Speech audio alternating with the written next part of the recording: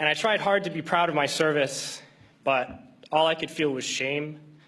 And racism could no longer mask the reality of the occupation. These were people, these were human beings.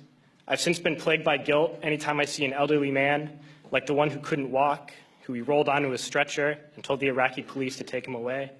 I feel guilt anytime I see a mother with her children, like the one who cried hysterically and screamed that we are worse than Saddam as we forced her from her home. I feel guilt anytime I see a young girl, like the one I grabbed by the arm and dragged into the street. We were told we were fighting terrorists. The real terrorist was me, and the real terrorism is this occupation.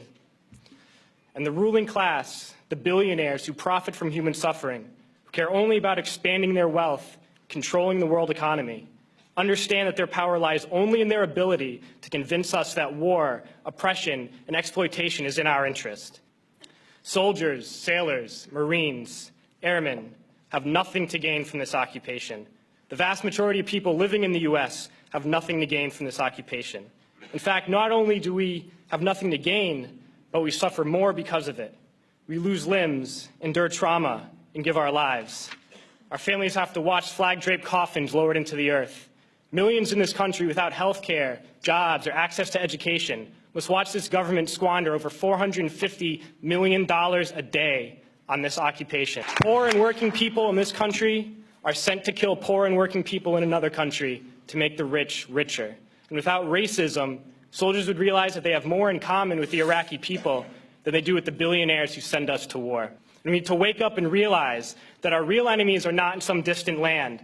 They're not people whose names we don't know and cultures we don't understand. The enemy is people we know very well and people we can identify.